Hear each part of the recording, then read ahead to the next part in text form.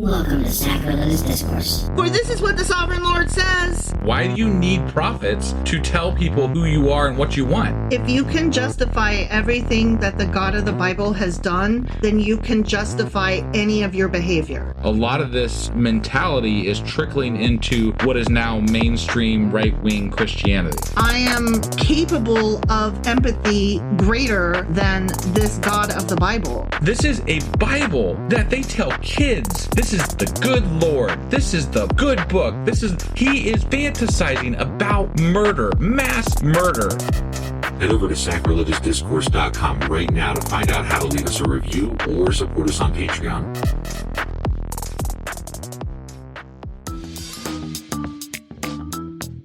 Hey there, sinners and saints. It's your favorite Bible-bashing duo from Sacrilegious Discourse, and we need your help. That's right, folks. We're raising funds for some heavenly equipment and a studio that doesn't sound like it's in the depths of hell. Our current setup, let's just say it's more apocalypse than audiophile. So if you want to hear us dissect the Bible without the background noise of demonic squirrels, chip in a few bucks. We're aiming for $5,000 to upgrade our audio and build a studio worthy of blasphemous banter. Donate today and help us spread the good word of atheism. You can find a link right on our homepage, sacrilegiousdiscourse.com. Every dollar counts. Even if it's from your collection plate. All right, so we are here in our bonus episode. Bonus? Bonus. Okay, yeah, bonus. Bonus. Yeah, Yeah. just making sure, you know. Bonus. Yeah, I don't know where that came from, sorry. And we're going to talk about a couple of conspiracy theories. I figured. Yeah, because that's what I said. Yeah, we said that already. Yeah. Right. Specifically, we are going to discuss how the flat earth theory and the anti-vax movement converged and then banged right into the MAGA group and became all one big ball of dum-dum. Got it. So Okay. like it's a melting pot of conspiracies. Yes. Okay. Yes. All right. Yes, Yeah. it is. And you pointed out that during the break that we could have actually covered QAnon, and I felt stupid because, of course, that should have been like right up in there. So we'll have to cover them next week, maybe, like in our Patreon. Well, I kind of feel like a lot of the conspiracy theories fall under the same umbrella of they embody this idea of fun to an extent until they get taken too seriously, and then you're already lost. Yeah. You know what I mean? Yeah. Like they can be fun. Sure. But then if you start listening to it and if you start Right. believing it, Yeah. then you're fucked. Right. So Right.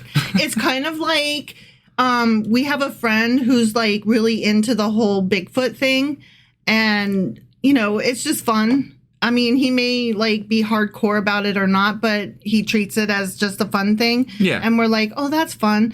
And it's along the same lines as like, ooh, astrology. I would love to have my palm read someday or go for a tarot card reading. Like, it's fun. It's harmless, whatever. Yeah. Until like you bump into people that are like hardcore about it. And Right. like they think that essential oils and crystals and magic spells will cure you more than say a cancer treatment will. I actually worked with a woman who literally claimed that she was a psychic. Like, and she had her own business being a psychic on the side. But I'm like, if you're I couldn't understand why she wasn't rich. That's always know? my first question. I couldn't understand how she wasn't more successful, and why are you working this job on the side? Like, Right. what's going on there? Like that seems odd. It just, like, what kind of psychic do you do? And Yeah, well, does it come to you, or do you like chase the info? So here's the thing, like with regard to that, I asked her if she could predict the winner of the Super Bowl that was coming up at the time, and she actually, you know, gave me an answer. I can't remember if it was right or wrong, honestly, but if you don't believe that you're a psychic and you're just playing the game, wouldn't you just be like, there are some things that I can't really predict because blah, blah, blah, Yeah. blah, blah. Like, you'd have this built-in answer, right? Instead of just so answering. she really believed. She in really her believes. faith. Yeah. Okay. I'm like, damn, that's you're owning that shit. Yeah. Like guess. most of the people that I know that believe in like tarot and astrology, most of the people in my circle of friends that lean that direction Yeah. do so with the understanding that it is pseudoscience and that it's more about like, how does this make me feel? and it like maybe use it as a journal prompt to kind of get outside themselves and view something from a different perspective, which I'm like, that's cool. I can do that. I guess. I'm more open to that, trying to understand yourself than you are, because you're fine. Right. Like, you don't have a question. Like, you don't question who you are. You know yourself. I mean, yeah, more or less. I mean, it's not that I don't struggle with things sometimes, but I mean, I have a pretty good sense of self-actualization. You know, like right. I'm able to, you know, I am who I am. Well, I was going to say that toward that end, most of the people that I know that are that way are the writers and the dreamers and the creators and the artists, and they enjoy having that alternate perspective and asking that question and going a bit further, which can lean into the hooey that you're like not about. Right, so, because my questioning and my other is usually based in facts and, you know, studying something. Right, but we can't all be Spock. Some of us have to be, you know, the doctor and ask the questions. Right. Like, the doctor is still about medical, you know, Bones is a medical person, but he has some heart too. Right, yeah. So some of us are more Bones and some of us are more Spock. Sure. All right, boring person, let's go. All right. The convergence of flat earth theory, the anti-vax movement, and the MAGA movement is a fascinating example of how fringe beliefs and conspiracy theories can combine into a powerful and even far-reaching cultural phenomenon. And isn't it, though? Yeah, and I put this together, and I outlined, or I underlined specific words that, like, I used that called out to me, like fringe beliefs and conspiracy theories. Like, these used to be radical. Yeah. You know? Far out. Well, and I don't know. So, like, there are things I remember, and like conspiracy theories when I was growing up usually meant these like FBI things that happened behind the scenes. It was this like deep state thing, right? I didn't think of conspiracy theories as anything more than like government conspiracies generally when I was like younger. JFK. Yeah. Prime example. Right, yeah. Elvis on a more comedy one. Yeah, exactly. So they were things that sometimes had some basis in truth, right? But they got taken to this level of knowledge that didn't actually exist. And cult following. Because people put, you know, this thing together with that thing and made it work over here. Like, it's just this whole... They cared way too much about it instead of just being like, I wonder about that. Yeah, they cared. And actually, we were talking about that on the Discord. Like, sometimes it's okay to just be like, I don't know. Right. You know, like, I don't know is a perfectly acceptable answer sometimes. And moreover, it shows humbleness and the ability to, I feel, if you can say, I don't know, you're more likely to be someone who is willing to learn than not. Well, yeah, because you are able to engage in critical thinking. Right. And humbling yourself means that you have room for curiosity and finding the answer. Yeah. So and that's the other side of that, is that if you can say I don't know, but I want to find out. Right. You know, exactly. That's the two things that you need to have that thinking aspect. It's very similar to how I feel when I go see a doctor and I ask a question. I don't want them to like bullshit me with an answer that may or may not be true. If they don't know the fucking answer, I prefer them to say, I don't know, but I will either send you to a specialist or do some research and find out. Right. Yeah. So, yeah, humbleness is good, guys. It's okay to not know. I agree. So what once was a series of disconnected ideas has evolved into a larger movement that shares a deep mistrust of institutions, check. Yep. A rejection of mainstream science, yep. Check. And an affinity for alternative worldviews. Or facts. Yeah. Yep. Check. Understanding how these beliefs merged provides insight into the forces shaping today's polarized landscape, especially in spaces that encourage skepticism and questioning authority. Right. And that's what a lot of those have in common. To an extent, They do question authority sometimes, but they don't, like, we question authority, right? Sure. So I don't want to say that that's the defining factor. No, it's one of many. Yeah. And I think that there's part of the sentence missing. It's questioning the authority of already answered questions in science and math and medicine and technology. Yeah. That authority, not government authority. But even that's okay sometimes, right? So, like, questioning science is part of science. Yes. Right? Yes. But by scientists. Scientists should question science, not the layman that lives next door to me that doesn't know his ass from a hole in the ground and can't know the difference between your with and without an apostrophe. Right. No, I that agree. guy should not be questioning science or any authority. I think that questioning science is an important part of being curious, even for the layman, as long as it's not taken to a level that you believe that your authority is greater than that of science. Right. That's the problem. Here's the thing. You need to know your place in the hierarchy of learning. And here's what I mean by that. My mom, long story, but she moved to a place where they didn't have a school set up for Americans. And because she was a dependent of her brother who was in the Navy, blah, blah, blah, stationed overseas. So she was not able to finish high school. So when we came back to the States, she got her GED. Mm-hmm. Great. That's perfect. That's fine. Right before I graduated from high school is when she decided to get her GED. And then a few years later, she decided to attend community college. Yeah. Which, that's great. I so applaud that. I'm the one that encouraged her. Sure. But when she brought home her math homework, she was very limited in understanding the theories that she needed to understand. Sure. She was not at even the basic level of college freshman, community college level math. Right. And she would argue with the instructor to understand, but why?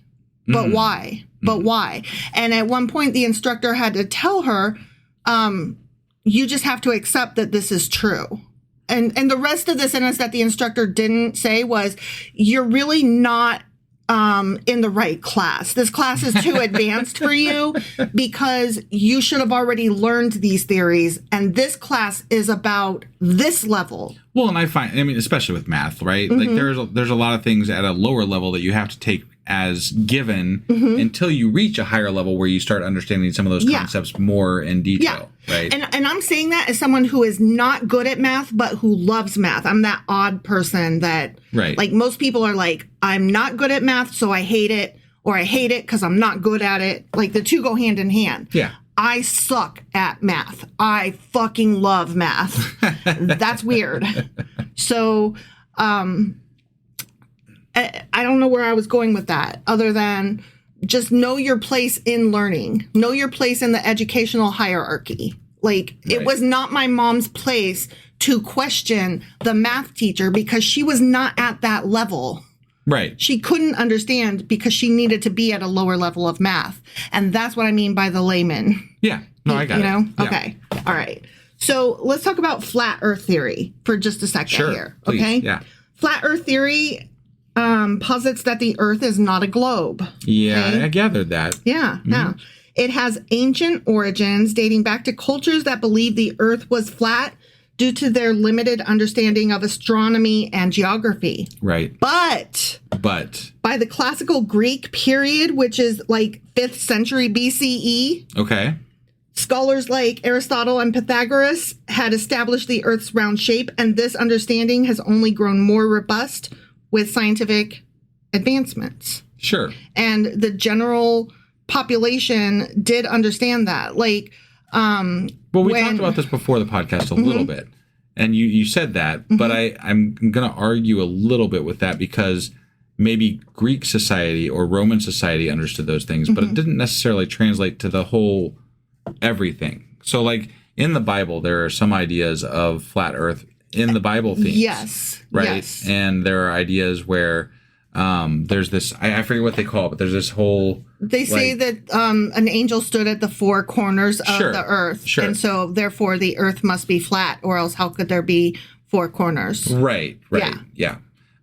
So they do permeate, the flat earth thing does permeate beyond that time frame when it was discovered. And I'm not saying that those ideas weren't understood, but I don't think at a common level maybe they were as understood as they were at a... The educated people... It was common amongst the educated people that the earth, it was commonly accepted that the earth was round by educated people. Right. And that's kind of what mattered at the time. Well, and when we started doing bigger and better math, it becomes very apparent that the earth is round. And traveling the globe. And traveling, yes. Yes. So the modern flat earth movement, however, can be traced to the 19th century, specifically when Samuel Robotham, now here's the thing, I don't know how to pronounce his last name, but it looks like Robot Ham. Yeah. And so that's what I'm calling him henceforth because he's a doo-doo brain. Okay. Robot Ham. Robot Ham. Okay. Yeah. When Samuel Robot Ham, a British writer, published Zetetic Astronomy, arguing that the earth is flat based on selective biblical interpretations like the one that we just spoke of, specifically that one, and flawed experiments. He had one famous experiment where he was like, we're going to see the entire ship come up over the horizon, all at once. And then, so a bunch of people, gathered there. Yeah. And of course, that's not what happened. Right. Yeah. And even so, he was such a quick on his feet, good speaker that by the time they all left, the majority of the people there believed that science was flawed and had some serious questions to answer about flat Earth. Huh. Yeah. So he did some damage in his day. Yeah. Okay. Now, when I say that he published Zetetic Astronomy, I want to talk about that for a second. Sure. He published it under the pseudonym Parallax. And that is a word that I had to look up because I was like, that sounds like a word, not just a name. Got it. And while you're looking that up, I wanted to say one thing. So the thing I was trying to think of where some people speak in biblical terms of a flat earth and the way that things are laid out, and it's called the firmament. Oh. And I don't know who all really ascribes to that exactly. But it is definitely linked to a lot of people's belief in the flat earth, and it's part of that whole belief. And it is very much based on biblical beliefs. Okay. So that is one thing that always takes me by surprise when people believe that, even today. Yeah. And I'm like, what the fuck? Yeah, there's some people that believe that it's all covered by a globe. Yeah, no, that's it. Yeah, and it's a flat Earth, but there's this whole But not all of them. There's an ice thing up there, and there's all these things that are happening up there in this because it was something biblical. It was something that I don't even fucking know. Right. But it's so weird. It's so weird. To me. So, Robot Ham. Yeah, Robot Ham. He published Zetetic Astronomy under the pseudonym Parallax, and parallax is a displacement or difference in the apparent position of an object viewed along two different lines of sight. And due to foreshortening, nearby objects will show a larger parallax than farther objects, so parallax can be used to determine distances. Okay. So I find that very interesting that he published it under basically a scientific and mathematical principle that he's saying proves his point. But it doesn't. Exactly opposite. Right. You know? Yeah. You're weird, Robot Ham. But that's not all. Originally, this was... I got to say this real quick. So I do feel like a lot of the pseudoscience that start some of these conspiracy theories... Mm-hmm. They come up with some very scientific sounding basis for those theories. Yeah. So and that's part of that whole trying to sound smarter than you are. Yeah. And that makes it believable to the gullible who can't be bothered to research it further. Right. I generally again, I'm going to go back to this. Generally when I don't know something, I would prefer to say I don't know. Yeah. And I'm sure I'm guilty of not doing that, but I probably... Well, you and I call each other out like all the time. Yeah, So. and I think part of the beauty is that we're okay with being called out. Yeah. Yeah. Yeah. As a matter of fact, for example, we got to do a correction probably on the next episode actually because of something that happened on the last the contradictions episode. I believe. Yeah. Or no, it was the wrap up. Yes, because you were referring to Ibid. The Ibid as a book of the Torah. I was getting it or whatever. No, it wasn't a book of the Torah. I was saying it was one of the Jewish writings because I was confusing it with another word. Right. And I can't think of it right now because I don't have that in front of me. Right. Yeah. And our dear friend Fern pointed out what a dum-dum I am, but in very affectionate terms. And I was like, oh shit, Fern is right. I got that wrong. Yeah. Yeah. But we don't mind being called out, and we want to be called out because I want the right answer. I think the correctness is important. Yeah. Right. And if I could go back and edit that to make it work better, I would, but it would just sound horrible at that point. I mean, you would have to do an insert and be like, editor here. And if I had more time and ability to do that, I would definitely do that actually. But that's not the next first level of time That's not frame. the first episode you'd have to do that too. Oh God. And it's not the most egregious. No. So it would definitely be a lot of editing. The best we can do is to own it in the next regular episode and apologize. Right. And give credit to the person who pointed out what a dum-dum I am. And it's usually me, just being honest. All right. So going back to Robot Ham and his book, Zetetic Astronomy. Yeah. And his pseudonym Parallax. Originally, that was just a 16-page pamphlet that he put out in 1849. And then later, he expanded it into a book in 1865. So 14 years later, it came out. He was so impressed with his wrongness that he made it more wrong. Yeah. Okay. And he added the subtitle, Earth Not a Globe, ! Got it. And you can order this book still today. No shit. It is outside of copyright, so you can read it for free. Oh, okay. I mean, you could probably read it at your local library anyway, right, but you can copy it for free. It's not a crime because it's old enough and is considered a part of history. At this point, scholars consider it a part of important history in defining an era. Sure. So, it's literally been labeled as such. Yeah. Okay. So this document. Well, I guess you could even translate that to say, and started the movement for what is still happening right now. Yes. And that's why. Yeah. Let's see, where was I? I'm sorry. So this book argued that the earth is flat based on selective biblical interpretations and flawed experiments, which we discussed. Right. Although dismissed by the scientific community, the theory persisted among conspiracy theorists around the globe. Yeah. Gaining a new audience in the 21st century thanks to the internet and social media. Joy. Yeah. Yeah. But I want to talk a little bit more about that before we move into the anti-vax movement, because this dude and this movement is just crazy. Yeah. Okay. So his specific belief and theory was that the earth was a flat disk and it centered around the North Pole, and there was a wall of ice around the edges. Yeah, I've heard that before. And if we could... I think that's somewhat based on the firmament idea, too. If we could just get past this wall of ice, there's actually undiscovered continents. Ah. I don't know if you knew that. Yeah. So basically, Antarctica is the wall of ice. Yeah, that's the edge. Okay. But the edge goes out further than that. There's some more continents past that. I see. Yeah, we haven't actually been to the edge yet. Right. Okay. Yeah. And just an FYI, this guy's gross. You know what? Before I get to that, he thought that the sun and the stars and the moon and other planets and stuff were only 3,000 miles above us. Yeah. So, yeah, he was really dumb. I think we've pretty much proven that one wrong. Yeah. But that, again, that's going back to that firmament idea. Yeah. So that is a very prevalent idea amongst religious folks who believe flat Earth theory. So yeah.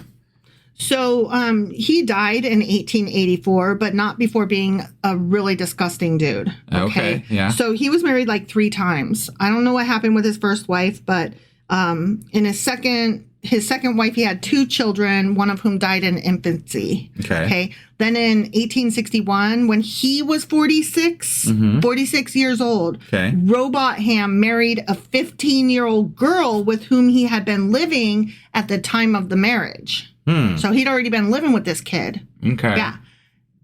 They produced 15 known children. Jesus. Only 4 of whom survived. But... what the fuck? He was named in numerous cases of wrongful deaths, including a, quote, death by misadventure for accidentally poisoning one of his own children. Accidentally poisoning. I was struck by death by misadventure. Yeah, no, I mean, definitely. But, like, how the fuck do you accidentally poison? I mean, like, that, what? You know how, like, when you're walking around with arsenic and you just are, like, talking and waving your hands and then...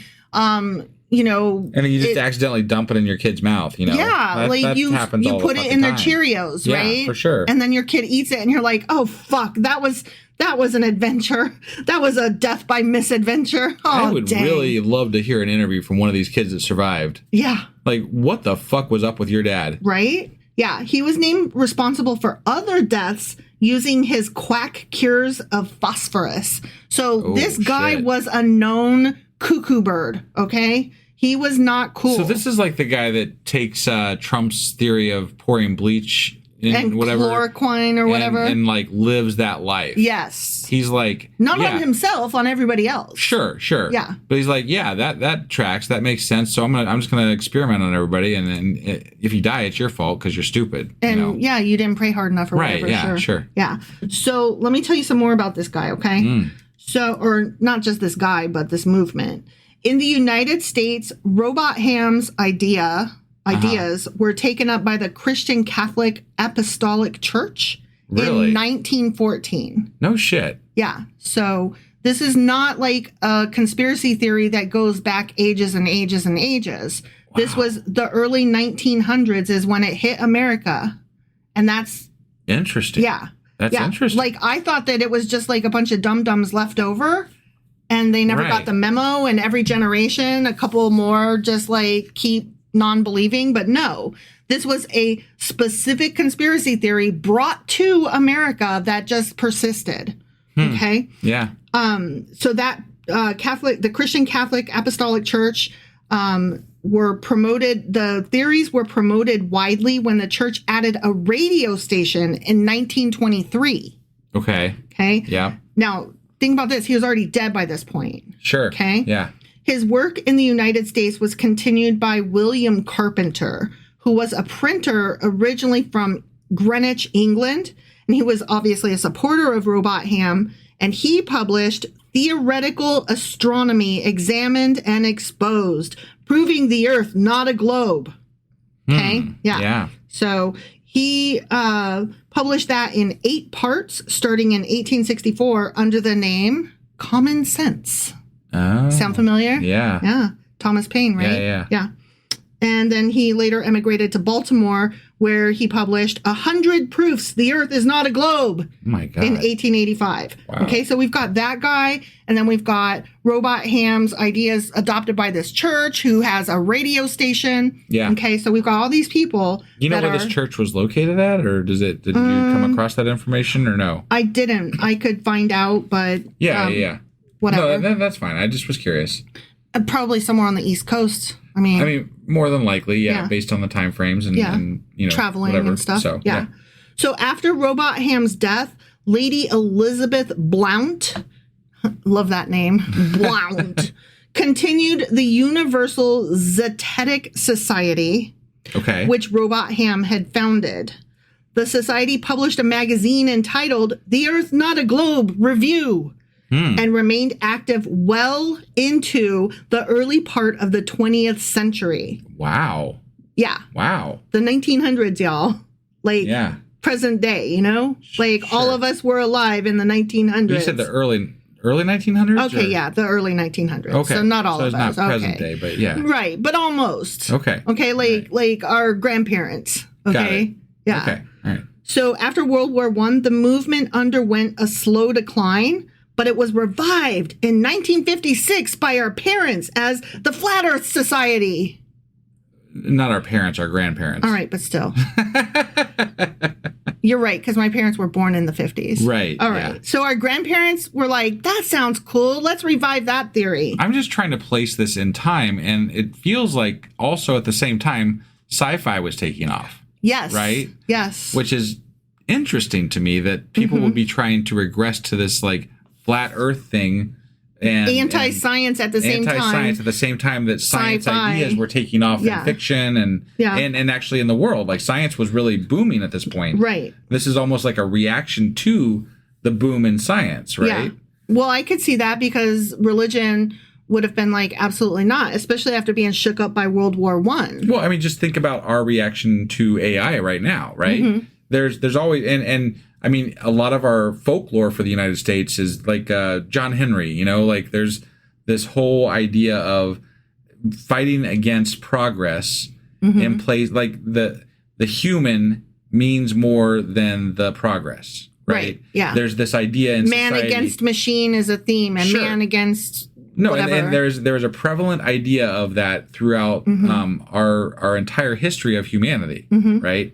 And it's not necessarily, in my opinion, it's not necessarily a bad thought that humanity is greater than science / progress. Right. But you got to be careful how far you take that. Right. I mean, that's why, like, right after the Enlightenment, we saw Romanticism take off as an entire movement where that was the entire, you know, man is greater than science. Right. You know, that thing. No, and I think that on some levels that we should, you know, focus in on humanity more than technology. You know, we talk about putting our phones away, right? Yeah. That's a thing.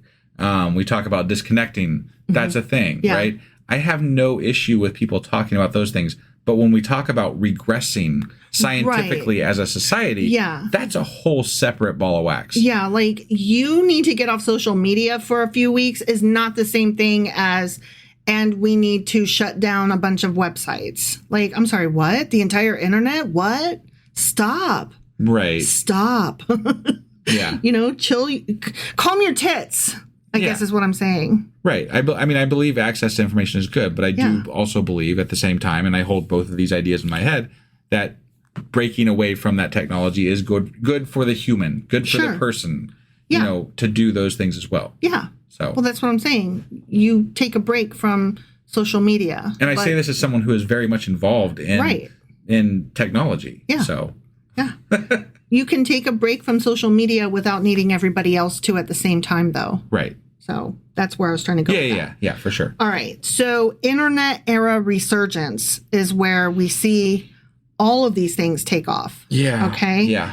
In November 2017, more than 2017. Yeah. Okay. Yeah. Just to want to emphasize how recent this is. Sure.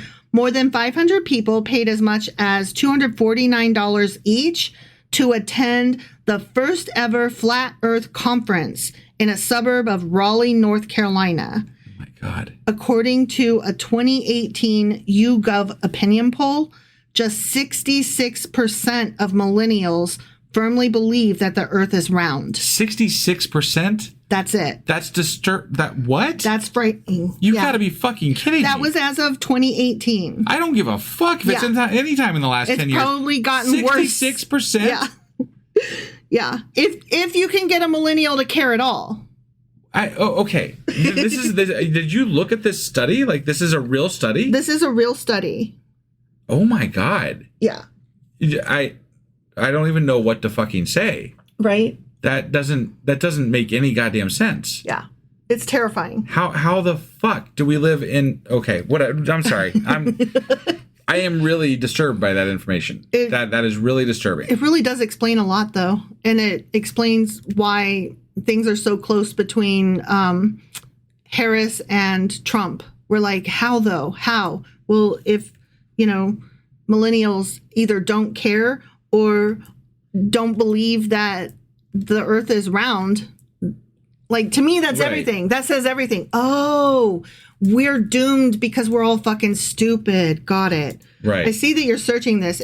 So just to repeat it was the 2018 YouGov opinion poll. Okay. Okay. So I'm just curious, like, yeah. So, it actually is referenced when I look it up as at that time, that 66%. Of millennials. Huh. So yay for the 66%. I hope that you're one of them. Okay. Right. And the problem too is that celebrities, like a lot of rappers and a lot of basketball players, and I'm not going to go through all the names because I don't want to. Yeah. They advocate for flatness. Got it. Yeah. So that's why we need, since these dum-dums are out there spouting nonsense, we need celebrities, for example, Taylor Swift, to come out and be like, no, vote for Harris, you fuck faces. No, you guys, the earth is round. Jesus Christ, really? Now, I do want to point this out because this is kind of like it's kind of the epitome of how these things spread. But that same poll said that only 4% firmly believe the earth is flat. Okay. The rest of that is based on people who used to believe it was round but now have doubts. So there's 30% out there running around that aren't sure, is basically? Yeah, basically. That's the rest of the numbers. And they can be influenced one way or the other. They're sitting the fence on the earth is round thing. But the fact that they don't fucking know one way or the other, that's problematic. No, I agree. And they don't have the COVID thing that closed down schools for 2 years. They don't have that to blame as to why. Yeah, not as of 2017. Right. Yeah. They had already graduated. Yeah. Yeah. Now, Gen Z could use that as an excuse for why they don't know stuff. But Gen Z seems to actually be more inclined to know stuff and give a shit, which kind of goes hand in hand. That's my sense as well. But I mean, biased. I think with them being younger, that is yet to be determined as well, to some degree. Only to a very small degree, sure. Because Gen Z is already serving in politics. Right. Like, we've already had a few voted in as congressmen, I believe. Got it. Yeah. So, I mean, I'm sorry, their opinion counts. Yeah. No, I agree. I agree. All right. In the information age, the availability of communications technology and social media like YouTube, Facebook, and Twitter have made it easy for individuals, famous or not, to spread disinformation and attract others to erroneous ideas. One of the topics that has flourished in this environment is that of flat Earth. These sites have made it easier for like-minded theorists to connect with one another and mutually reinforce their beliefs. And I would like to point out, too, that algorithms actually send you down rabbit holes. I'm literally about to say that. Got it. Sorry. Yeah. I didn't realize that. No, I mean, that's good that you are aware of that. Yeah. Yes. Social media has had a, quote, leveling effect in that experts have less sway in the public mind than they used to. YouTube had faced criticism for allowing the spread of misinformation and conspiracy theories through its platform. In 2019, YouTube stated that it was making changes in its software to reduce the distribution of videos based on conspiracy theories, including flat Earth.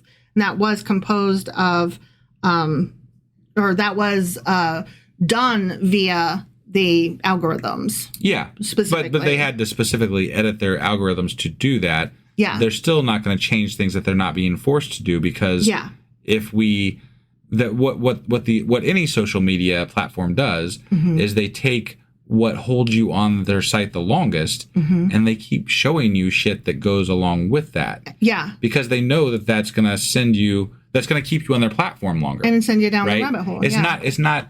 It's a good business practice, but it's not good for society. Right. So. Yeah. So there are scholars that offer some explanations for what the fuck is happening here. Yeah. There's the Dunning-Kruger effect, which is the phenomenon whereby ignorance in a field makes people unable to recognize their own ignorance or lack of ability in that field. Sure. Like, you don't know that you're dumb. And the more that you don't know, the more dumb you are. Right. And the smarter that you are, the more that you realize how much you don't know. Sure. And so you're able to admit, oh, I'm not very good at that. Right. Yeah. You know what I mean? Yeah. It's just like opposite. Like, sure. Basically, if you claim to be like the smartest, you're probably dumb because you are thinking that you're an expert in something that you may not be. Unless you really are. I mean, then, But let's think about who granted you that title. It can't just come from within. I mean, what if you had the Nobel, physics prize or whatever, right. That was granted by an organization renowned for understanding what is smart. Right. You can't just decide yourself, you know what? I'm a fucking smarty. Yeah. Like, so you are a dummy then. Okay. Got it. All right. Yeah. All right. So that's one of the explanations for this. Sure. Is the Dunning-Kruger effect. Okay. Another one is misunderstandings of simple observations. So right. again, dumminess. Yep. Pseudo-scientific practices which fail to separate reliable from unreliable conclusions. Yes. Critical thinking or lack thereof. And I'm going to go one step further with that. And I think that there are some very bad actors online. Yes. That take these theories and they create pseudoscience around the theories for clicks. Yes. Like for engagement. And some politicians fall into that too, because some politicians are smart enough to fucking know better. Yeah. And they're doing it to lean toward their base. Right. No, I mean, like even your major news networks. Okay, I'm being generous here by calling them news networks, but Fox, let's just go with Fox. And who is not a news network, right, let's be clear. Right. And like OAN and, whatever. These places that cater to the right wing and people who are, I would say, generally more prone to the conspiracy theory side of things. And it's not exclusive to the right. I'm not saying that because it's definitely not. Obviously. But, I mean, one of our friends believes in Bigfoot. Yeah. So right. But those networks do take certain conspiracies that are more prominent and they lean into them. They don't say they're true, but they do necessarily, but they do lean into them. Right. And the problem is that people who are of a religious persuasion, once they've already decided they're okay with this type of magic, it's not a far leap to believe in other things. They're already persuadable, moldable. It doesn't take a lot. Sure. So that's another part of the problem. I don't think it's necessary that people need to be, experts in science or need to question everything all the time. I think that part of what the reckoning of our society is going to be is how much, how much time people should. I don't know. I'm trying to think this through as I'm speaking, but the amount of information that is being pumped into everybody in our society is more than it has ever been. And we don't really know what the outcome of that's going to be, right? We've never had so many people with so much information available to them. Right. And we've never had a society where we had to deal with that. Right. So it's one of those questions we're going to have to grapple with in coming years. So yeah, definitely.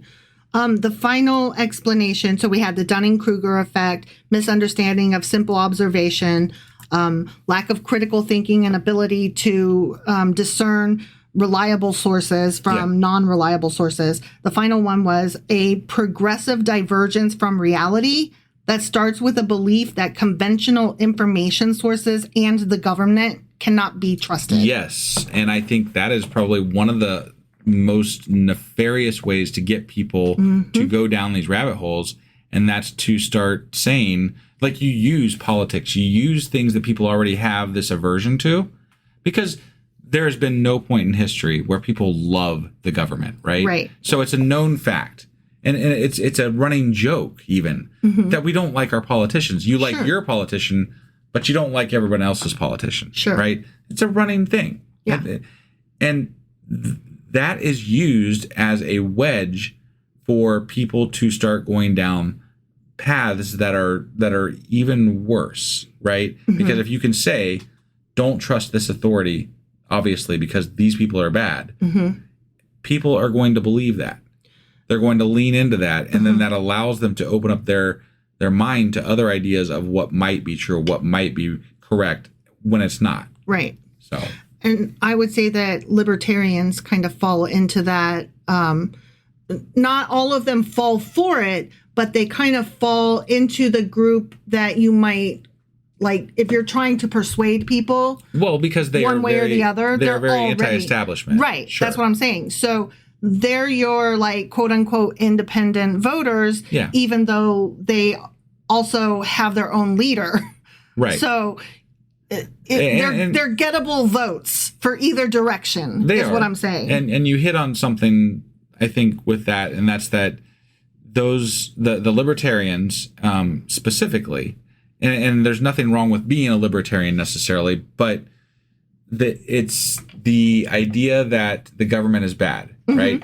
That can let you fall down the wrong side of that information rabbit hole. Yes, that's what I mean. They got to be careful. And there are things that I do appreciate about libertarians. They're generally socially progressive.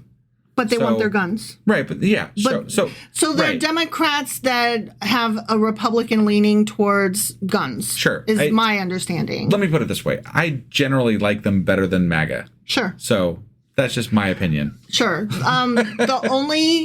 I know two libertarians, and the only thing that I don't like about them is that they tend to see all politicians as equal and the Democrats and Republicans as equally rotten. Yeah. And they see that the entire system is bad, and so they can't be bothered to look into what's happening. So if you say, did you know that Trump said this and that, Kamala Harris is trying to fix that? Sure. They can't hear that. Right. And I will fully admit when I'm pressed that I am not like 100% on board with all Democrat Of course not. It's ideas, part of the humbleness of being able to admit that you're wrong and that your party's not perfect. Right. But the way our country is currently set up is a two-party system. Sure. Right. We don't have a choice to choose exactly the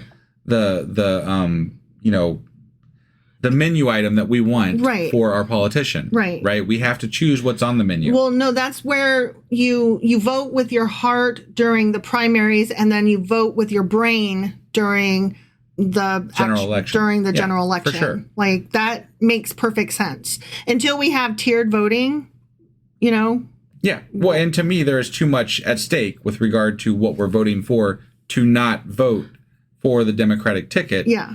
When it comes down to it. Yeah. Right. Like if you're not voting Democrat, you're essentially throwing not helping the side that's going to create the most progress. Yeah. Right. Because you have two options. You don't have that third option. Right. Yeah. It's the illusion of choice. Right. And you're falling into that. Now, I have some really great friends that are very, very progressive, and they're like, I will never vote for anybody but the Green Party, or I'll never vote for anybody but, this, that, or the other, or whatever. Mm-hmm. And I understand that. I actually campaigned for the Green Party when I was in college. Right. Okay. Because idealism is... It's strong. It's a strong pull. Yeah. There's a strong pull for idealism. It's knowing the right versus wrong, but sticking to it in a black and white way instead of the nuanced yes, but. The reality. Yes. Living in the reality. Yeah. Right? You're not wrong to go Green Party. They are where you should be. However, that's not actually a choice, guys. No, and while I'm going to vote blue, no matter who, that is who I am at this point in my life, I will, always fight for things that will change the way we vote. And I will always fight for things that are going to help those third-party tickets actually make it to the top. And here's the thing. I might vote blue no matter who, which I do. Sure. Yeah. But if it's a choice between a Democrat who is merely a Democrat versus a Democrat who is progressive and Green Party and blah, blah, blah, I will always vote for the more ideal one, the more progressive one. If I could have voted for, if Bernie is the person I would have chosen to run for president the last time. It didn't end up that way. Right. And it makes me sad, but I accepted that and I voted for Biden. You know? And now everybody knows who I voted for. But I mean, vote I don't no think it was matter any. who. I don't think it was any. That's any not shock. really a secret. Yeah, even based on our previous episodes, we always talk about. We don't always, but we do oftentimes talk about politics. So. Yeah. So getting back into the whole algorithm leading you astray. Yeah. I found this statement really powerful.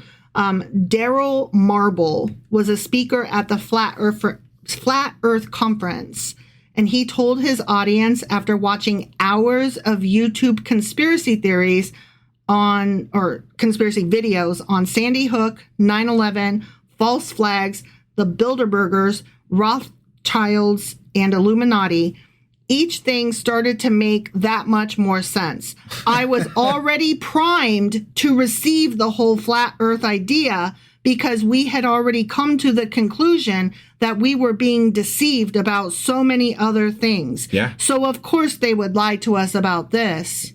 And that's the nefarious part about conspiracy theories. Yes. And that the people the people that utilize them to sway people away from certain ideologies and towards others. Mm-hmm. Like these are being used as political tools. Let's make no bones about it. And more than that, there is an aspect of this that is actually getting into ideas of espionage and other governments influencing ideas in our country. Yeah. Like Russians are there. It has been proven that they have posted stuff to cause, the breakdown of our society on social media. Well, I mean, to people push those ideas further. People have just recently been arrested for that. Right. So, yes. Yeah, no, I mean, these are not conspiracy theories I'm pitching. They are legitimate things that have happened. Yeah. So, and that's, when other governments, and to me, that's what part of what really bothers me is that when other governments that want to tear the United States down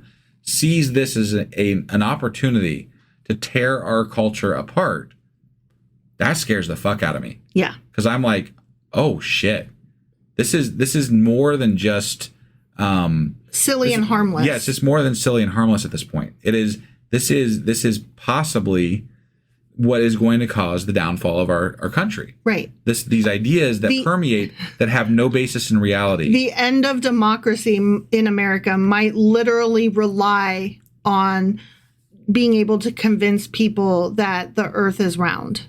I mean, to some extent, right? That's not a far stretch. Right. Like that. I mean, that's kind of what it comes to because it's the same fucking people, generally speaking. Right. And that's scary and sad.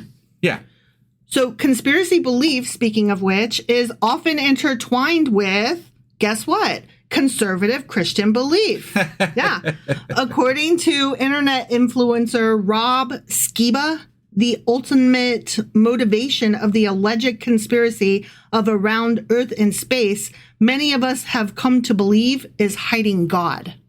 That's why a lot of people believe in flat Earth. I see. Mm-hmm. So God's just above that firmament there that's hiding stuff over there. Well, there, the reason that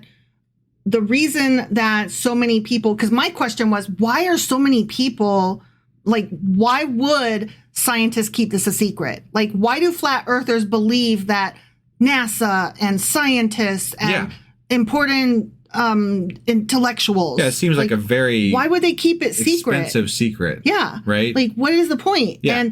And this dude is saying they are doing this to hide God. And they're setting it up as an us versus them, right? Yeah. So obviously the people that are the scientists, right? This is where it gets real bad. The scientists and the politicians, especially, generally speaking, the left-leaning, progressives that believe in science and think that that's the right way to go with things, they're literally trying on purpose, hiding this other idea because they don't want you to find God. Yeah. Because God will come down and punish them and whatever. They're trying to lead you astray. That's the devil's work, et cetera, et cetera, et cetera. Exactly. That is their literal belief for many of them. Yeah. Yeah. So reading the Bible, when you break down the text of what it represents, there's no way you can get a spinning heliocentric globe out of anything in the Bible. And that is their general belief. Yeah. According to author Alan Burdick, in style and substance, the flat earth movement is a close cousin of creationism. Yeah. Which I totally tracks. Completely agree with that. Yeah. I mean, a lot of the people who are creationists, I mean, definitely, if you're a creationist, you're more than likely a flat earther, or at least close to it. Or you wouldn't be averse to the idea at the very least. My parents are creationists, but they are not flat earthers. That's fair. But they are anti-vax and they are MAGA. Yeah. But they also lived in Italy, which makes it a little harder to be flat Earth. Yeah, they did go on an airplane more than once. They flew on an airplane from, one continent to another. That is true. That is true. So these people tend to not trust observations they have not made themselves, which explains why my parents can be creationists but not flat earthers. Sure, they saw it themselves, so they believe it. Right. Yeah. And they often distrust or disagree even amongst each other. So there was one person who admitted in this documentary that she wouldn't believe an event like the Boston Marathon bombing was real unless she had gotten her own leg blown off. The fuck? Right? Yeah. So they crazy. have to see it themselves to believe it. Except for what they want to believe, which is everything that confirms their beliefs. Get it? Yeah, no, I get it. And I think we've actually discussed this on the podcast before too, but I am very skeptical. Mm-hmm. Like I am very much the person that says if there's probably a scientific explanation for what happened, right? And I can witness something even, if I didn't witness it, I'd probably try to explain it away with science, right? Mm-hmm. So I am very much the person that has to see it or believe that there might be an experiment that could prove that it's this versus that, right?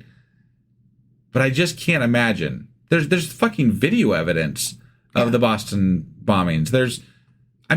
What? It all depends on who your source of information is, though. You have reliable sources of information that you depend on that you don't have to see it yourself because you trust the people who saw it for you. You trust the representative of your vision. No, you're absolutely correct. I mean, that is absolutely true. I mean, to be fair, I am trusting people to form the opinions that I hold as far as what is in our society and how it operates, right? Sure. Like when somebody tells me that pi equals 3.14 and a long string of digits after, I am trusting the person who told me that. I'm trusting the mathematicians. But you know what? I just have to say, there's something much easier to take in for me when it comes to trusting someone like Neil deGrasse Tyson versus, Joe Schmo down the street. Mm-hmm. There's a distinct difference between those two people, right? Or Rebecca Watson. She's like an atheist who like talks about and questions conspiracy theories and dum-dums and she's just really cool. And she's not like anybody who has like I don't know what her specialty is. I don't know what her job is. I don't know if she's got degrees in this, that, and the other, but I trust her opinion. She walks the walk. She backs up her, comments with sound ideas. And more than that, I think it's more about admitting when you're wrong, admitting that you may not know. And also when you reference something, you try your best to get it correct in the best way you can. Yeah. Right. Like I trust Neil deGrasse Tyson because he's humble, because he's also very vain. Yeah. But if he were called out as wrong about something, I feel like he would be able to walk it. If the math was sound, he would be like, oh, cool. Right. Like that's how he would view a mistake. Like, oh my gosh, new information. Cool. Yeah. Because he's excited to know things. Right. Whereas, although I have heard he's pervy. I don't know. Oh, well. Sorry to put that theory out there. It's just what I heard. Yeah. Okay. I don't know. I don't want to say anything about that because I have no idea. So, but yeah, I think, I don't know. I lost my whole train of thought now. Sorry. Yeah, no, that's right. I derailed you with rumors. Because I didn't have you at what? Yeah, he's a smarty guy. So you trust his opinion on stuff. Right. Yes. Generally, that was where I was going with things, I guess. Okay. So So these people tend to not trust observations that they have not made themselves, and they often distrust or disagree with each other. And that one girl that I just told you said she wouldn't have believed that the Boston Marathon bombing happened unless her own leg was blown off. Yeah. Flat earthers in that same documentary that they got this lady saying that they also professed belief in conspiracy theories about vaccines, genetically modified organisms or GMOs, chemtrails, 9/11, and transgender people even. Some said dinosaurs and evolution were also fake, and that heliocentrism is a form of sun worship. Do you know what heliocentrism is? The belief that, okay, so you know how at one time we believed that the earth was the center of the universe and everything went around us? Yeah. Well, that belief is a very Christian-based belief. Putting the sun at the center of the universe, heliocentrism, is sun worship, according to them. Got it. So we're worshiping Ra by saying, or, whatever form of the sun god, that they profess to or think that we are worshiping. Got it. Yeah. By following science, we are worshiping the sun. Huh. Interesting, right? That is interesting. It even also has a little bit of, I could see why you would think that. Okay. Yeah, I guess, but I'm not saying I agree with you, but I'm like, no. That makes sense in your belief system, right? Like, it's a good way to excuse your not taking scientists seriously, right? Right. Like you've got parts of your Bible that say, "But four corners, so Earth flat," and obviously, the sun's not the center. So, if you say that, clearly you're worshiping the sun god. Like, all of those things make sense in the world that they have created. Right. Like, their own story does not contradict itself. Yeah. So, that's cool. Right. Cool. All right. I have more, though. Okay. Yeah. So, based on the speakers at the 2018 UK's Flat Earth UK convention, believers in a flat earth vary widely in their views, which we talked about a little bit. Okay. While most agree upon a disc-shaped earth, some are convinced that the earth is diamond-shaped. Diamond-shaped? Yeah. Okay. And I wonder if by diamond we mean square, right? Well, I mean, because a square is a diamond just turned on its point, right? Generally. Yeah. Furthermore, while most believers do not believe in outer space and none believe humans have ever traveled there, they vary widely in their views of the universe. Flat Earth International conferences organized by Robbie Davidson are unaffiliated with the Flat Earth Society. So we've got two different flat Earth things happening. Yeah. And they say, one of them says, Earth is a stationary plane with the sun, moon, and stars inside a dome. Oh, my. Right. Well, the Flat Earth Society promotes a model in which Earth is a disk flying through space. Got it. Okay. Yeah. All right. And obviously, they find each other's theories ridiculous. Sure. So that's fun. That's absolutely hilarious to me. So we've got 3 different factions of flat earthers. Okay. The first faction subscribes to a faith-based conflict in which atheists use science to suppress the Christian faith. Their argument is that atheists use pseudoscience, evolution, Big Bang, and round Earth to make people believe that God is an abstract idea, not real. So our science is the very problem. Got it. Yeah. That's okay. Right? In one of the factions. That's a lot of that's hard to fight. Yeah. Like that's not, like when people don't trust the sources that are the sources. Right. Like what are you supposed to do with that? Walk away.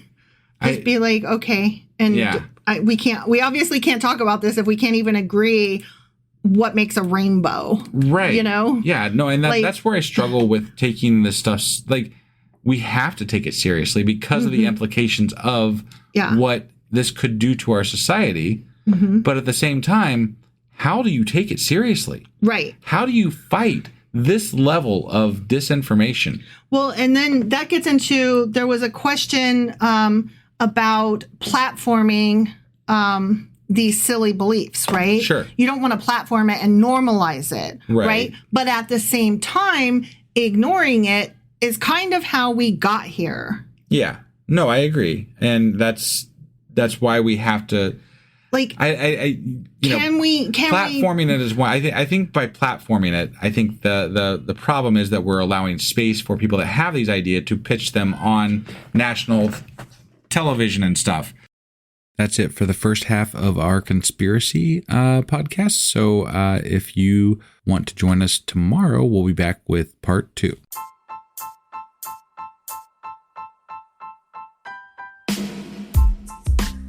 Hey, wife, I guess that's the end? But husband, that's just sad. It doesn't have to be. We are on lots of social media platforms like Twitter. Our handle there is sacrilegious_D. For D's nuts. Oh my God. Stop doing that. Anyway, we're also on Facebook, Instagram, and Pinterest. There's a link to all of our social media sites at our website. Ooh, we have a website? Yeah, it's sacrilegiousdiscourse.com, where you can also find a link to our merch shop. We have a merch shop? Yep, we have podcast-themed clothing, mugs, notebooks, and more, as well as an atheist and science-themed products. Wow, our fans should really go check that out right now. Definitely. They can get in touch with us by sending an email to sacrilegiousdiscourse@gmail.com. But before they do that, we could really use some help. Oh yeah? With what? Well, it's not free running the podcast, and we need some financial support in order to get better equipment, which will free up time so we can concentrate on our podcast and our fans. Okay, so what should they do? Head over to patreon.com/sacrilegiousdiscourse and sign up as a contributor on our podcast. Supporters there receive additional bi-weekly episodes that we record just for our Patreon members for as little as $2 a month. Also, we'd really appreciate it if you would like and subscribe on whatever platform you're using. And Apple Podcast reviews help us out tremendously. Like and subscribe. Leave an Apple review. Join us on Twitter. Support us on Patreon. That's a lot of instructions. Don't forget to say thanks. Thanks. Okay, bye.